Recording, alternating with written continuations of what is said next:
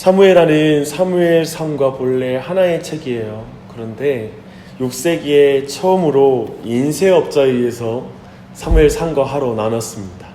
참 재미있죠? 사무엘하는 사울의 죽음으로 시작해서 다윗의 마지막까지 다루고 있는 책입니다.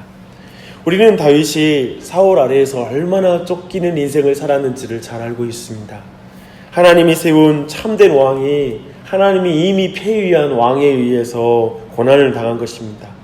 왜 하나님은 다윗을 그런 상황 속에 그 긴 시간을 두셨는지가 우리는 잘 이해가 안 됩니다. 사실 그 질문에는 우리 또한 그게 묶여 있어요. 내가 하나님의 참된 아들인데 왜 이 세상의 아들 앞에 이 세상 속에서 이렇게 긴 세월 고통당할까라는 걸 묻고서도 생각할 수 있을 것입니다. 10년이 넘는 긴 도망자의 삶을 살아야 했습니다. 그럼에도 다윗은 하나님이 기름 부은 사울왕을 자신의 손으로 끌어내리지는 않겠다라고 생각하면서 늘 도망자의 인생을 살았습니다. 하나님 뜻대로 살려고 하니까 도망자가 됐어요. 긴 세월. 하나님 뜻대로 안 살면 즉시 사울왕을 죽이고 자기가 올라갈 수 있는데 그런 인생을 산 것입니다. 영원할 것만 같았죠. 사울왕의 통치, 그리고 그로부터 쫓기는 인생 끝까지 갈 줄 알았어요. 근데 마지막, 이 사울왕의 마지막은 더디게 왔지만 철저하게 왔습니다. 그의 마지막은 너무나 비참해요. 블레셋에 의해서 그의 시체가 훼손되어서 성벽에 걸리게 됩니다. 사울의 죽음은 사무엘상 31장과 사무엘하 1장에서 2번 기록되어 있습니다. 31장이 참된 역사를 기록하고 있다면 이제 사무엘하 1장은 아말렉 소년에 의해서 전달되는 조금은 거짓된 내용이 담겨져 있습니다.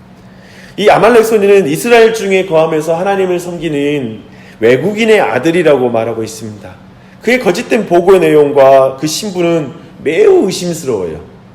뭔가 의도가 다분히 숨겨져 있습니다. 그는 분명히 긴 시간 동안 사울의 손에 고통을 당했던 다윗에게 사울의 죽음의 소식을 알리면 그가 기뻐할 것이고, 또 사울이 분명히 죽었다는 것을 자신이 확인해주면 아마도 상을 내리지 않을까 생각하면서 왕관과 그리고 왕의 팔찌를 가지고 왔습니다.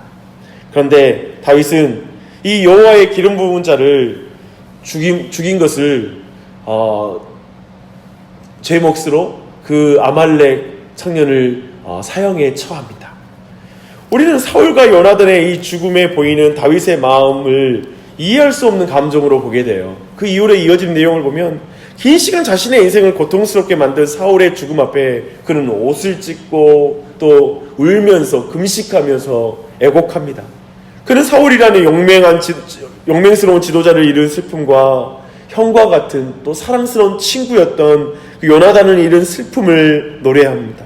그는 자신의 원수였기 때문에 과거 정권의 모든 공적을 부정하는 것이 아니라, 그래서 그것으로 말미암아 새로운 그런 세력으로 자신이 들어서는 게 정당한 권력이다, 정당한 그런 어떤 왕으로서의 등극이다라고 알리는 것이 아닙니다.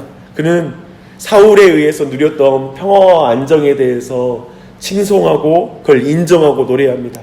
또한 여인의 사랑보다 더하였던 요나단의 죽음을 깊이 애곡하고 있습니다.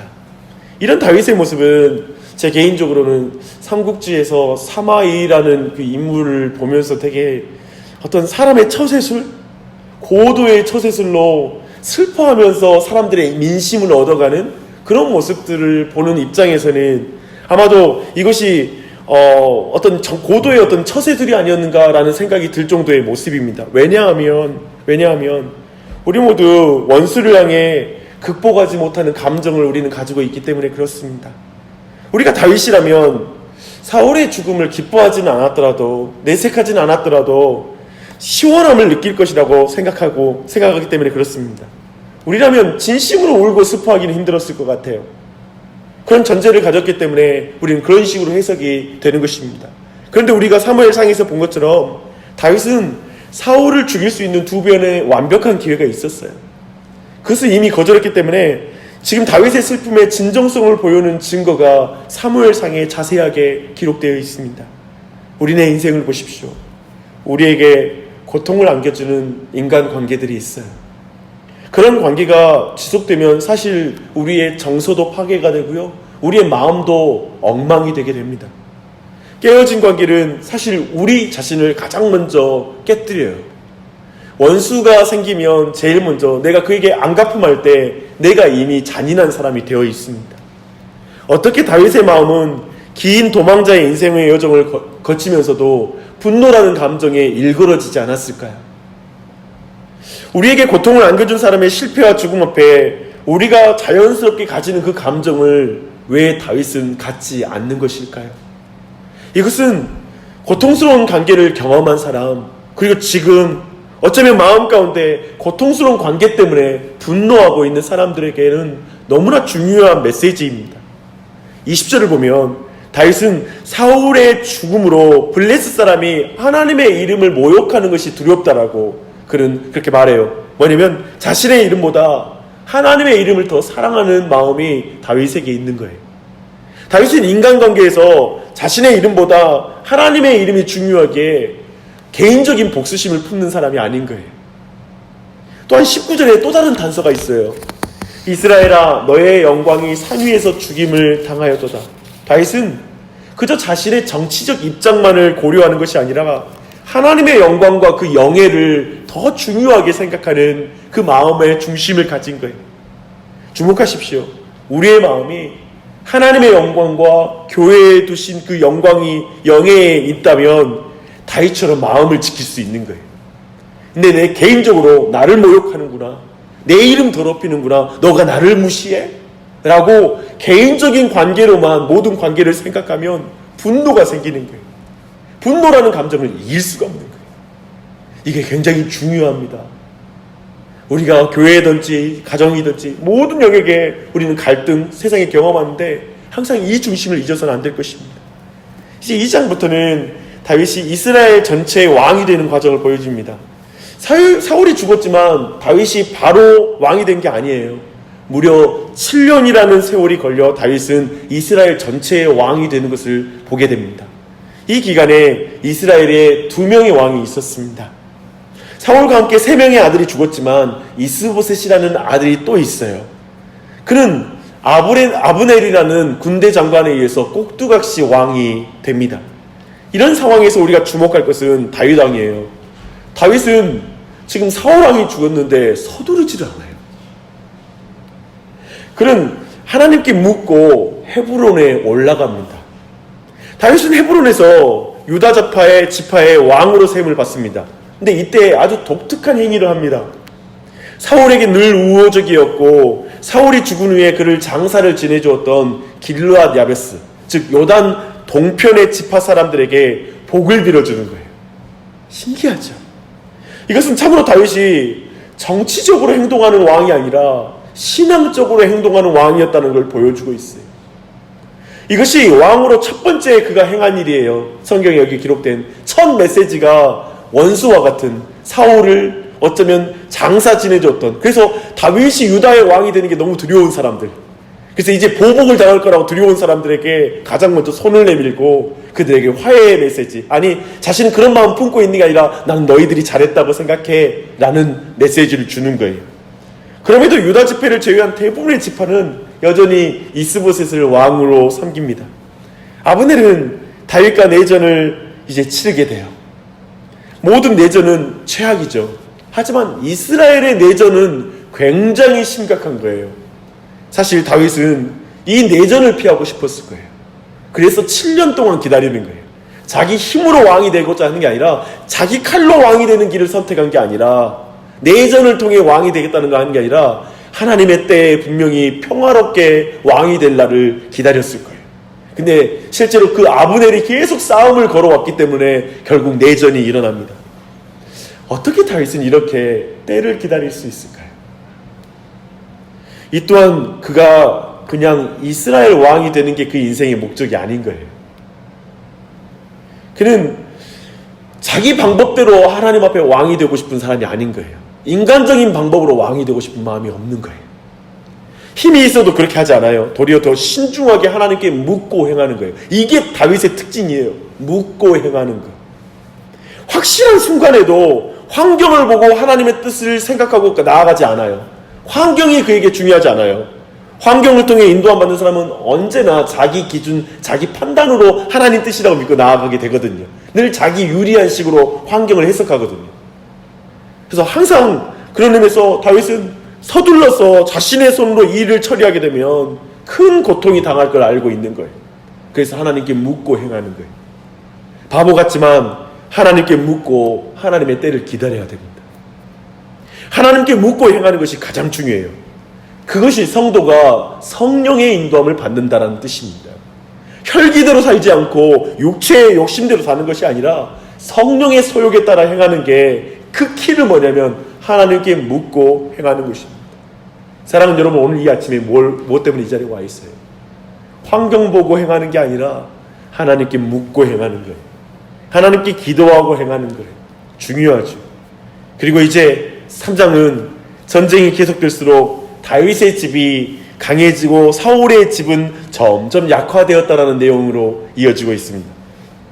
이스보셋의 세력이 약화되면서 사울 집안에 문제가 한 가지 터져요. 아브넬이 사울의 첩인 리스바를 범하는 일이 발생하게 됩니다. 이것은 사실 왕권을 엿보이는 행위죠. 무시하는 거죠. 자기가 왕 위에 있다라는 행위거든요. 이 일로 아브넬은 이스보셋하고 갈등이 나고요. 그리고 이 아브넬 군대장관이 다윗에게 마음이 향합니다. 아브넬은 다윗과 연락하여서 이제 이스라엘 전체 왕으로 등극하도록 도와주겠다라고 이렇게 소식을 전합니다. 이제 남과 북이 평화로운 통일을 이루게 된 거예요. 이것은 다윗이 아브넬의 간통을 인정하거나 아브넬을 정당화시키는 것은 아니에요. 오직 더 이상 내전이 필요하지 않다, 피를 흘려서 왕이 되기를 원치 않았던 다윗은 이걸 받아들이고 나아갑니다. 그러나 이 일에 거대한 위기가 찾아와요. 과거 전쟁 가운데 아브넬에게 동생을 잃었던 요압이 아브넬을 암살하게 되는 거예요. 화친을 맺기 위해 온 사람을 암살하게 됩니다. 이 일은 유다 지파 외의 모든 지파로 하여금 다윗이 정말 비열하구나, 정말 어떻게 화친을 맺으러 나온 정말 저렇게 아브넬을 저렇게 암살할 수 있지? 라는 그 오해를 주게 됩니다. 다윗의 마음과 상관없이 하나님의 방법이 아닌 원수를 갚고자 하는 신하에 의해서 큰 위기를 당하게 된 것입니다. 이 세상이 하나님의 뜻을 가진 다윗 왕과 같은 마음으로만 이 세상이 진행되는 게 아니에요. 온갖 정치적 야심과 못된 죄된 본성, 그리고 주군이 왕위에 오를 수만 있다면 수단과 방법을 가리지 않는 그 신하가 옆에서 그 일을 저지르는 거예요.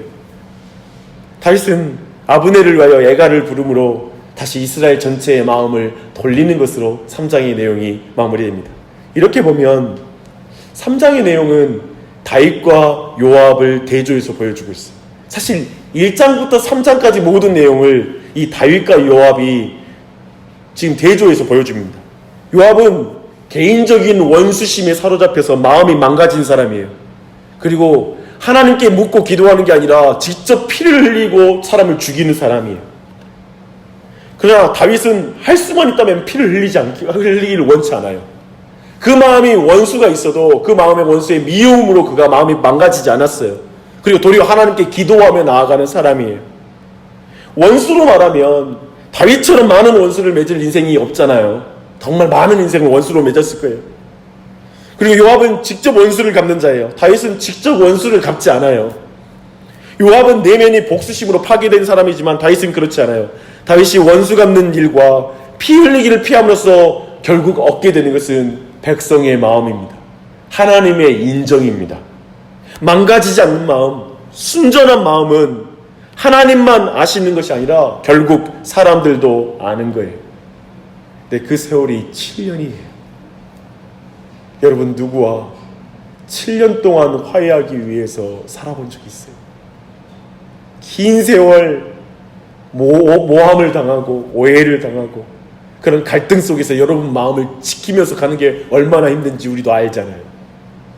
그러면서도 하나님께 기도하고 하나님을 인정하고 때를 기다리고 그리고 그걸 모든 걸 평화롭게 하고자 하는 이 긴 과정을 살아낸 이 다윗의 모습은 우리에게 많은 교훈을 줍니다. 이 시간 우리에게 이렇게 기도하시길, 우리 자신의 이익과 손해, 명예와 권세가 아니라 오직 하나님의 영광과 영예를 생각함으로 원수와 대적 앞에서 마음이 망가지지 않기를 기도하십시다. 그리고 나를 통해 하나님의 뜻이 이루어지도록 간구하십시다. 하나님보다 앞서 우리의 힘으로 하나님의 뜻을 이루려고 하지 마십시다. 오직 모든 순간에 하나님의 인도하심을 구하고 하나님께 묻고 행하기를 원한다고 이 시간 기도하며 나아가실게요. 상황을 보고 판단하는 게 아니라 하나님의 말씀에 정확한 인도하심을 받도록 함께 간구하십시다.